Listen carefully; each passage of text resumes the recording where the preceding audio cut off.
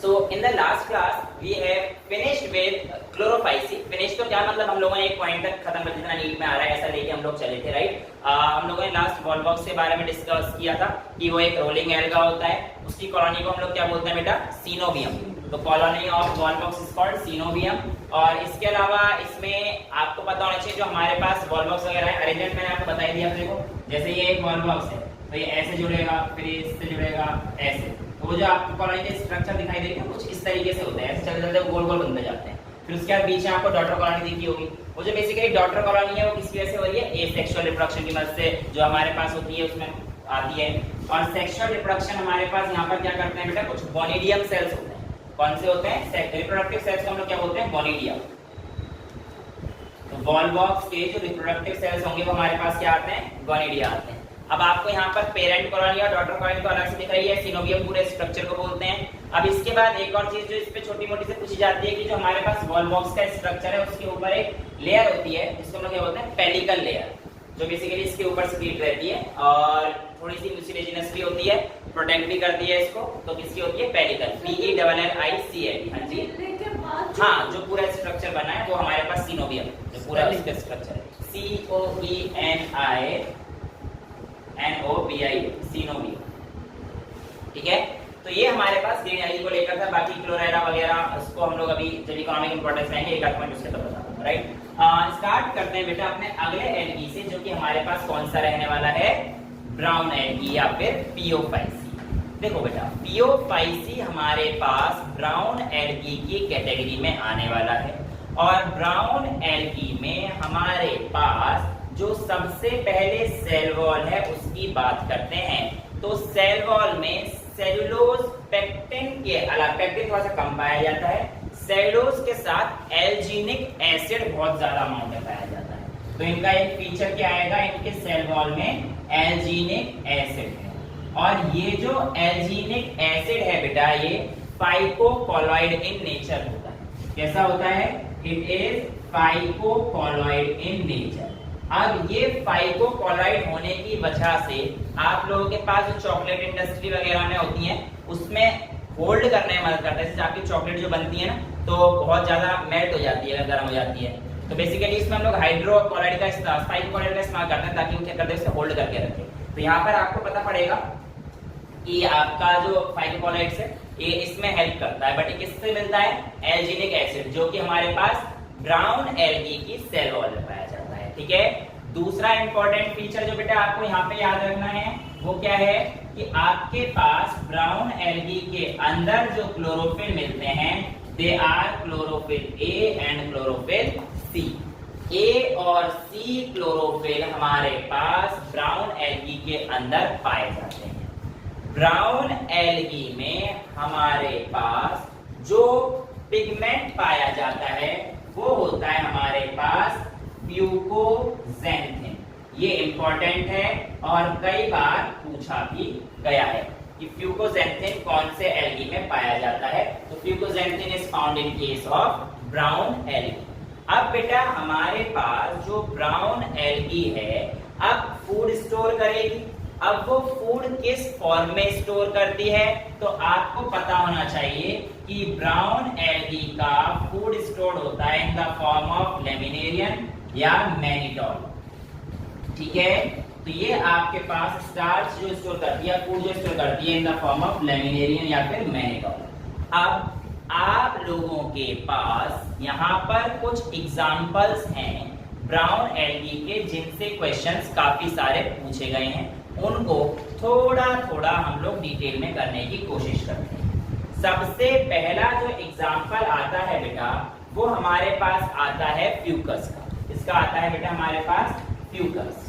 ये जो हमारे पास फ्यूकस होता है इसका डायग्राम आप लोगों को एनसीईआरटी में फिगर 3.1 है, यहाँ पर आपको देखने को मिल जाएगा।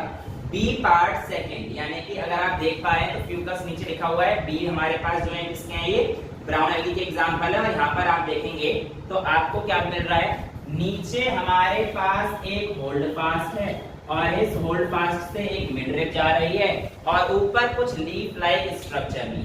अब देखिए होल्ड फास्ट का काम मैंने आपको पिछले लेक्चर में भी बताया था, सबस्ट्रेटम से अटैच करने में मदद करता है। मिडरिब इसको सपोर्ट करती है।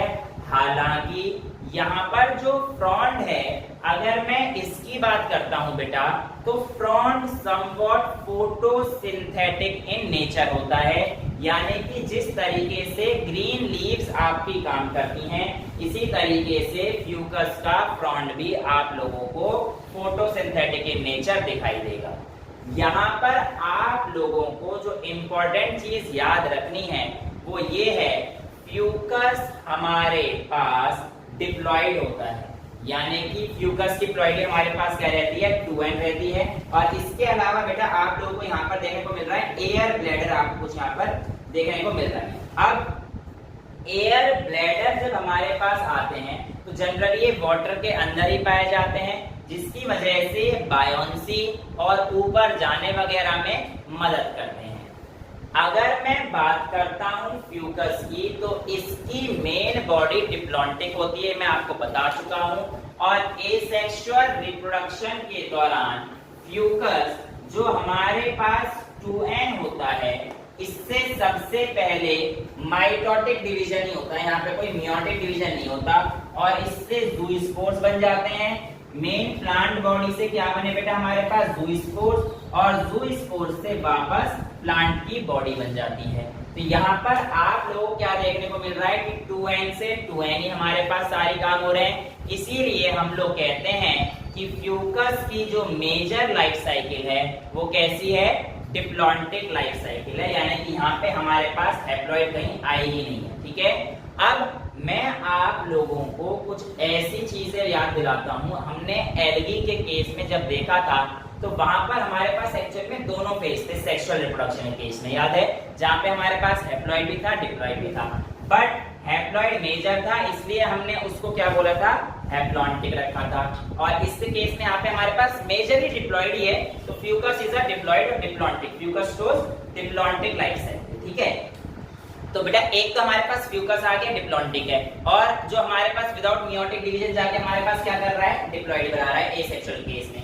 लेकिन अब यहाँ पर हमारे पास एक और प्लांट आता है ब्राउन एल्गी में, जिसका नाम है एक्टोकार्पस। क्या आता है बेटा, एक्टोकार्पस। देखो है तो एक्टोकार्पस भी डिप्लॉन्टिक, बट ये आप लोगों के पास दो तरीके से, यानी कि डिप्लॉइड भी आता है बट इसमें हैप्लॉइड फेज भी देखी जाती है। कैसे, इसकी दो कहानी होती है। एक, ये विदाउट अंडरगोइंग मियोटिक डिवीजन, जैसे हमारे पास इसकी कहानी है, इससे बनाएगा ज़ूस्पोर्स और ज़ूस्पोर्स से वापस आपका क्या बन जाएगा, एक्टोकार्पस बन जाएगा। एक पॉसिबिलिटी तो ये है, लेकिन दूसरी पॉसिबिलिटी क्या है कि Ectocarpus will undergo meiotic division, यानी कि यहाँ पर ये क्या बनाएगा, मियोसिस, यानी कि अपनी प्लॉइडी को घटाएगा। यहाँ पर ये 2n था, जैसे ही मियोटिक डिवीजन होगी तो हमारे पास किस में आ जाएगा बेटा, ये एंड में आ जाएगा, और यहाँ पर ये किसको राइट देगा, गैमीट्स। किसको राइट देगा बेटा, ये गैमीट्स। तो यहाँ पे गैमीट्स आएंगे आपकी फीमेल गैमीट और मेल गैमीट, जो कि जब कंबाइन होंगे हमारे पास गैमीट बन गए, और ये गैमीट अब हमारे पास हैप्लॉइड है। Gametes are always haploid in nature बेटा। अब ये गैमीट जब आपके पास आएंगे, ये दोनों कंबाइन होंगे, मेल गैमीट और फीमेल गैमीट कंबाइन हो क्या बनाते हैं, जाइगोट। तो आपके पास यहाँ पे क्या बन जाएगा, ये जाइगोट बन जाएगा। जाइगोट को हम लोग ऐसे भी दिखा सकते हैं, ये हमारे पास 2n बन गया है, और जाइगोट जो आया फिर फर्दर डेवलप होगा एक्टोकार्पस में। तो एक्टोकार्पस आपके पास हैप्लोडिप्लॉन्टिक लाइफ साइकिल दिखा सकता है। क्यों, क्योंकि यहाँ पर देखो इसकी जो गैमेटिक फॉर्म भी है ना, ये भी यहाँ पर इन्वॉल्व है, और gametic forms are generally haploid in nature. तो एक्टोकार्पस के साथ कहानी ये होती है कि वो ये वाली फॉर्म भी दिखा सकता है, diploid to diploid, diploid, haploid और डिप्लॉइड। इस तरीके से आपके पास एक्टोकार्पस के बारे में आपको बताया जाता है।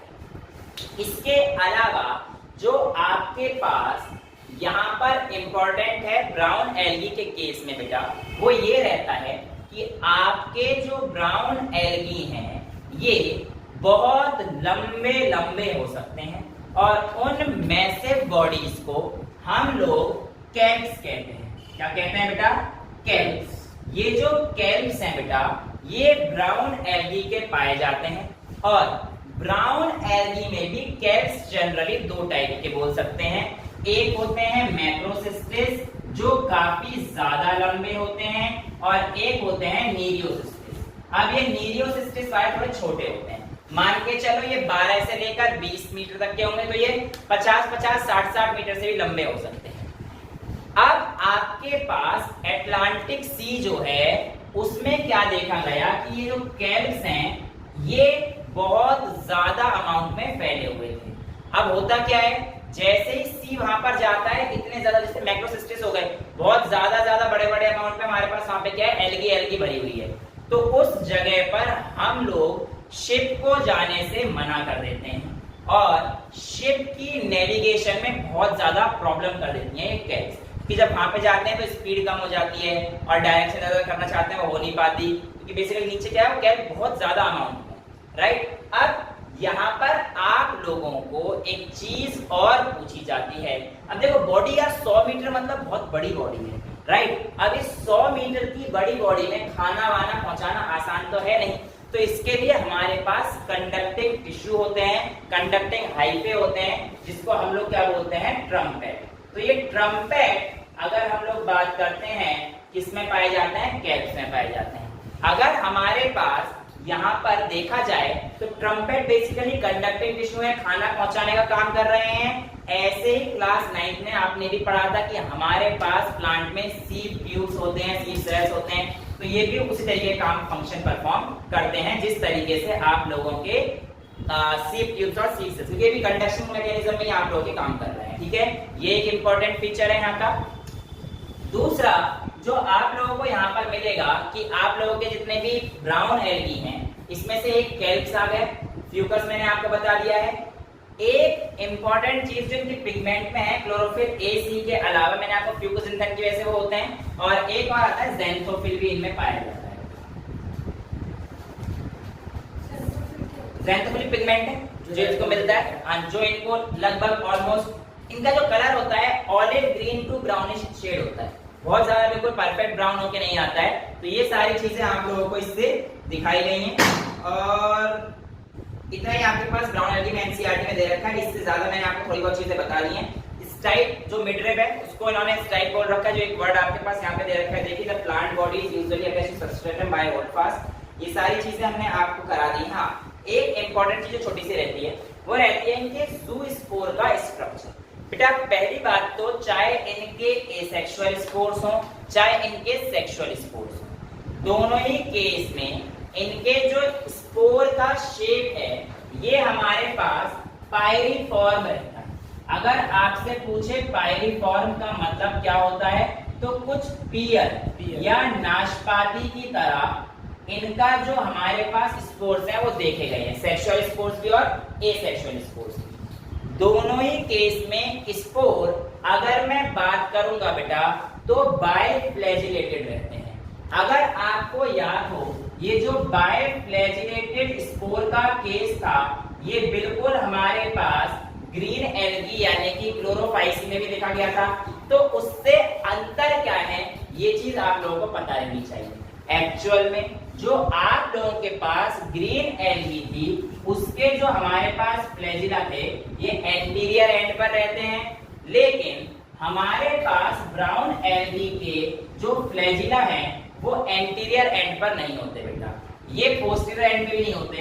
इनके फ्लैजिला कुछ हमारे पास ऐसे लेटरल रहते हैं। दूसरी चीज, फ्लैजिला आप लोगों के पास इक्वल नहीं होते हैं और अलग अलग होते हैं। ऐसे फ्लैजिला को हम लोग हेट्रोकॉन्ट बोलते हैं। वहां पर आपको याद होगा क्लैमाइडोमोनास के केस में मैंने एक्रोनिमेटिक बताया था जो बिल्कुल सेम थे। यहाँ पर क्या है आपके पास हेट्रोकॉन्ट होते हैं। जब मैंने आप लोगों को सेल वाला चैप्टर कराया था वहां पे भी इन फ्लैजिला के बारे में बताया था, तो मैंने कहा था हेट्रोकॉन्ट में आपके पास दो टाइप के फ्लैजिला आते हैं, और वो दो टाइप कौन से होते हैं, एक होते हैं आपके विप्लैश और दूसरे होते हैं आपके पास टिंसल। विप्लैश और टिंसल, और एक दूसरे इसी में दो दूसरे टाइप के होते हैं, मेरे को एग्जैक्टली याद नहीं आ रहा। तो एक विप्लैश टाइप होते हैं, एक स्मूथ फ्लैजिला, जिसमें हमारे पास सिंपल और स्मूथ फ्लैजिला, ठीक है। विप्लैश में हमारे पास क्या होता है, ऐसे करके थोड़े बहुत निडल्स टाइप स्ट्रक्चर हमारे पास आते हैं, ठीक है। स्मूथ में हमारे पास ये निडल वगैरह होती है, ये चीज हमारे पास नहीं आती है, ठीक है। सो ये जो हमारे पास फ्लैजिला इसमें कैसे पाए जाते हैं, लेटरल फ्लैजिला पाए जाते हैं जो कि हेट्रोकॉन्ट होते हैं।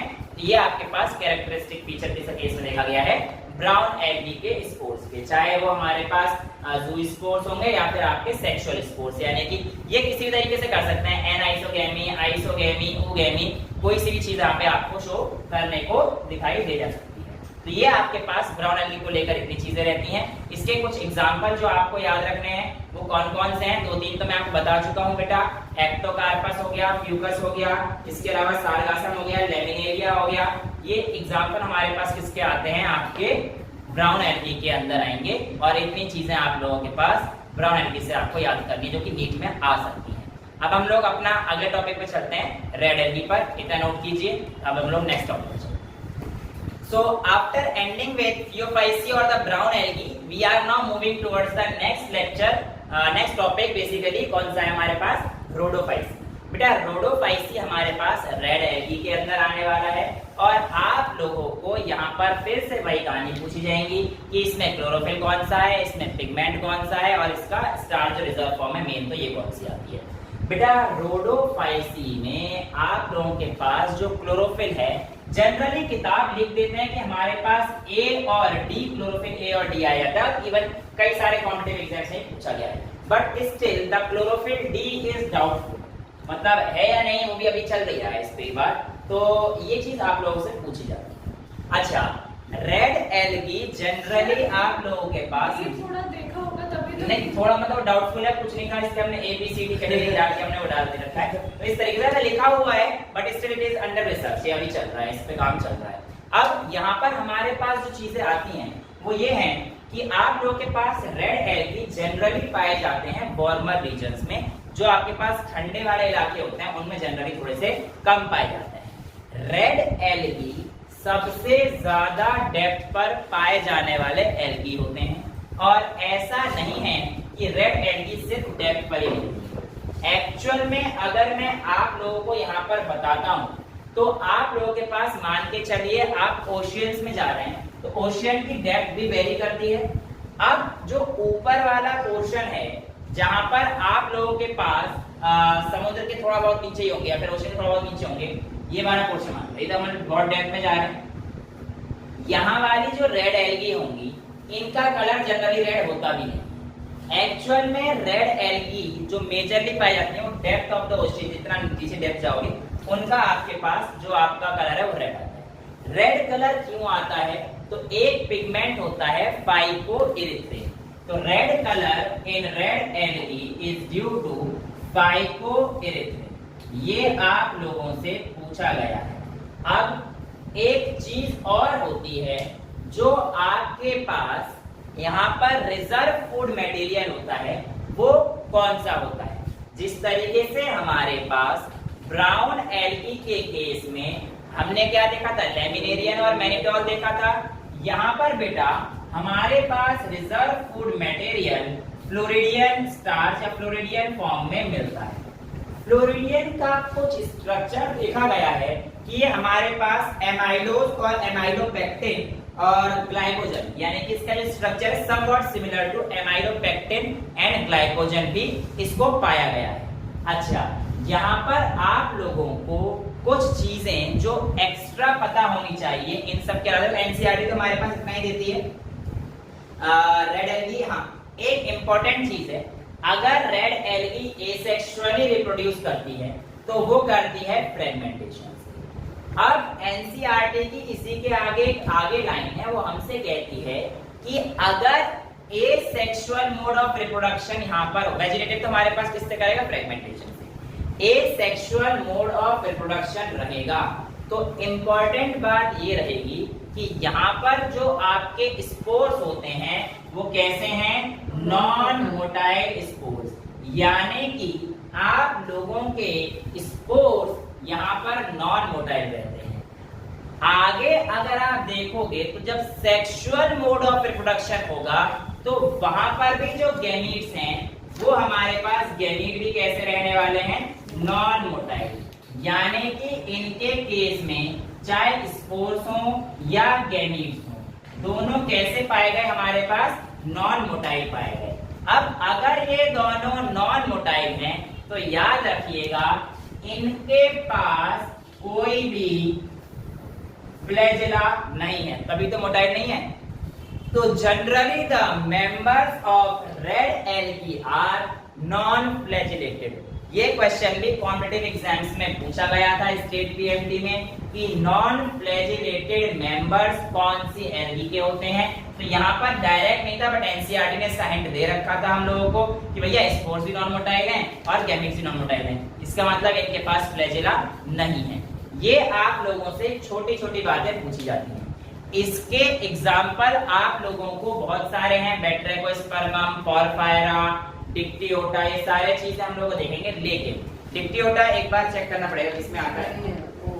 डिक्टियोटा सॉरी डिक्टियोटा बिना ब्राउन है, राइट। तो अब यहाँ पर आप लोगों के पास आता है कि जो बैट्रेकोस्पर्म, देखो मेजरली तो ये मेराइन वाटर स्पीशीज में पाए जाते हैं, बट एक फ्रेश वाटर रेड एल्गी अगर पूछा जाएगा तो उसका एग्जांपल आता है बैट्रेकोस्पर्म।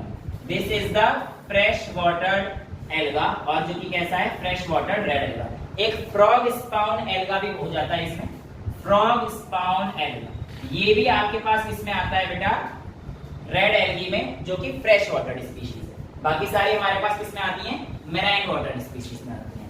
अब यहाँ पर आप लोगों के पास रेड एल्गी के पिगमेंट्स वगैरह इतनी चीजें बताई जाती हैं। इसके अलावा आप लोगों के पास एक चीज और आती है कि जो आपका फीमेल सेक्स ऑर्गन है उसको हम लोग क्या बोलते हैं, कार्पोगोनियम। क्या बोलते हैं बेटा, फीमेल सेक्स ऑर्गन को हम लोग क्या बोलते हैं, कार्पोगोनियम। और इनके कार्पोगोनियम में एक लॉन्ग रिसेप्टिकल सा होता है, जिसको हम लोग, जो इनमें लॉन्ग रिसेप्टिकल होता है उसको लोग ट्राइकोगाइन बोलते हैं। तो ये भी आपसे पूछा गया क्वेश्चन है कि ये किसमें पाया जाता है, तो रेड एल्गी का ही एक फीचर है, कैरेक्टरिस्टिक फीचर। मेल को हम लोग स्पर्मेटोगोनियम ही बोलते हैं, उसमें कोई अंतर नहीं है।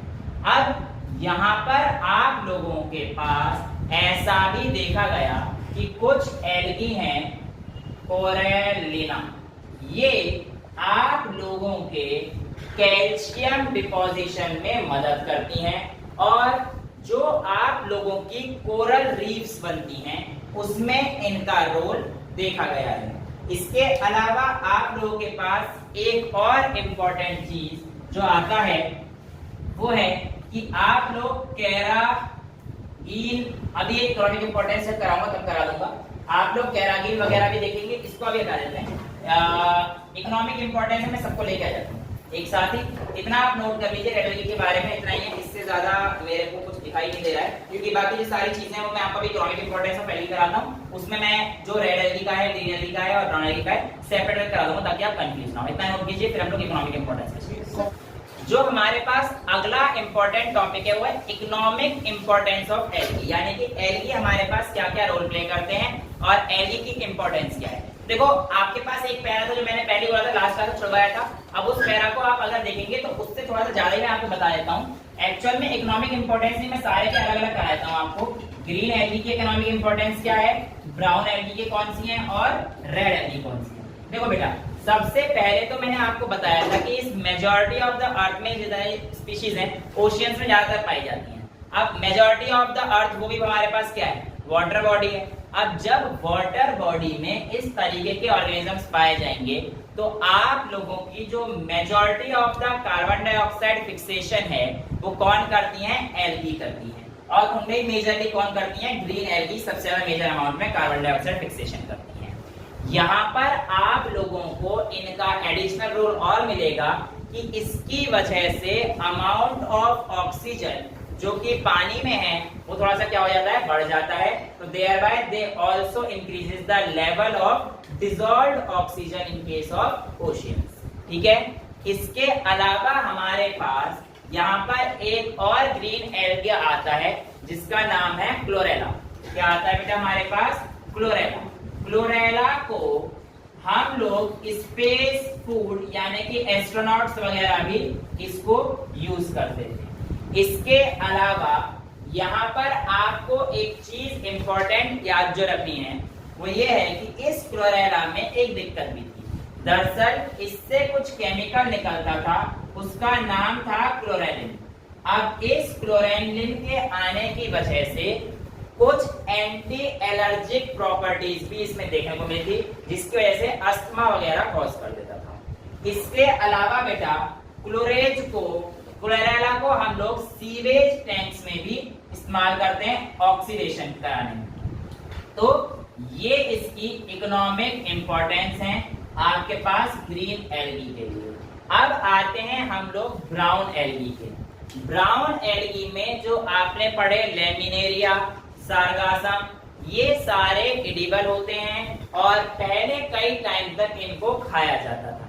इसके अलावा अगर हम लोग बात करते हैं, इनको रिच सोर्स ऑफ आयोडीन भी माना गया है, यानी कि लेमिनेरिया और फ्यूकस के पास आयोडीन हमारे पास अच्छी खासी मात्रा में पाया जाता था।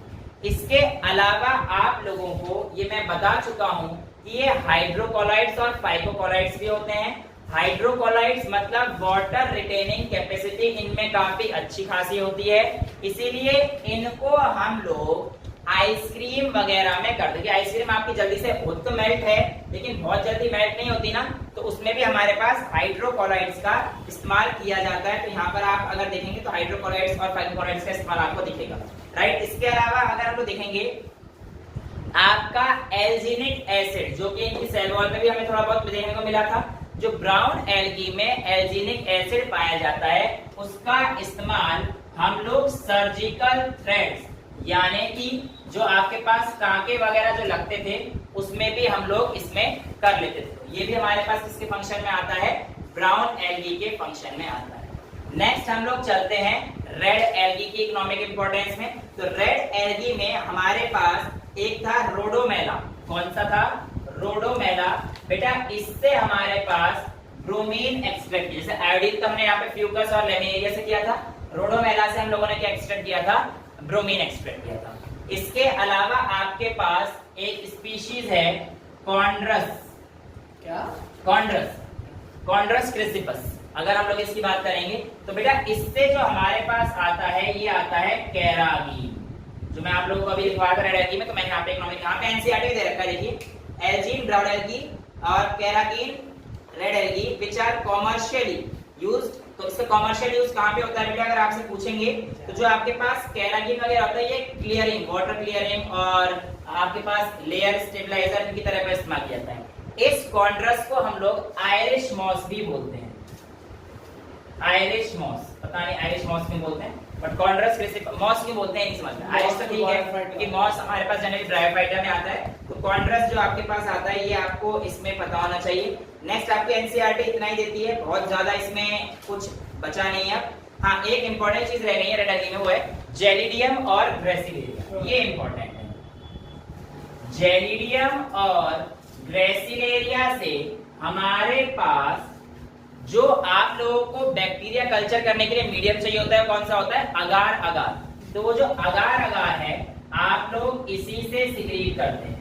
अगार अगार जो आपके पास आता है, वो आपके पास जेलिडियम और ग्रेसिलेरिया से सिक्रीट कराया जाता है। और इसके कुछ और मेंबर जो हैं पॉलीसिफोनिया और इसके अलावा पोरफायरा में फ्रॉन्ड भी देखा जाता है, और फ्रॉन्ड वही फोटोसिंथेटिक होता है। आप इसका एग्जांपल अपनी एनसीईआरटी में देख सकते हैं, पीछे पोरफायरा में कोई एक लीफ लाइक स्ट्रक्चर आप लोगों को दिखाया गया है। इसके अलावा अगर हम लोग बात करते हैं, एक ऐसा एल्गी जो कलरलेस और पैरासाइटिक, ये कॉम्पिटिशन में पूछा गया है, वो रेड एल्गी में आता है हार्विएला। कौन सा बेटा? हार्विएला। ये हमारे पास एल्गी कलरलेस होता है और दूसरा पैरासाइटिक, यानी कि दूसरी बॉडी पे हमारे पास ग्रो होते हैं। ये मैंने आप लोगों को एल्गी के केस में बताया था कि algae can be epizoic. Epizoic मतलब जो दूसरी बॉडी पे ग्रो करते हैं, जैसे कि हमारे पास स्लॉथ बियर की बॉडी पे ग्रो कर जाते हैं, ऐसे भी एल्गी पाए जाते हैं, है ना। लेकिन ये हमारे पास कलरलेस होता है हार्विएला, और पैरासाइटिक इन नेचर होता है, पता भी नहीं पड़ेगा और खाता जाएगा। तो ये हमारे पास एल्गी को लेकर है। बाकी रेड एल्गी की सेल वॉल में थोड़ा बहुत सल्फेट भी मिल जाता है, इनकी सेल वॉल में हमारे पास सल्फेट ही मिलता है। तो ये आप लोगों के पास इकोनॉमिक इंपॉर्टेंस पूरे अलग अलग टाइप से हमने पढ़ ली है। एनसीईआरटी ने जितनी चीजें दी थी हम लोगों ने ये सारी चीजें देख ली हैं। आइसक्रीम, जेलीज, क्लोरेला का भी हम लोगों ने देख लिया है, और इतना ही आपके पास है। इसके बाद हमारे पास जो नेक्स्ट टॉपिक शुरू होगा वो ब्रायोफाइट्स से शुरू करेंगे। आज के लिए इतना ही रखते हैं। इस तरीके से हमने ग्रीन एल्गी का पोर्शन, रेड एल्गी का और ब्राउन एल्गी खत्म कर लिया है। That's all for today. Thank you so much.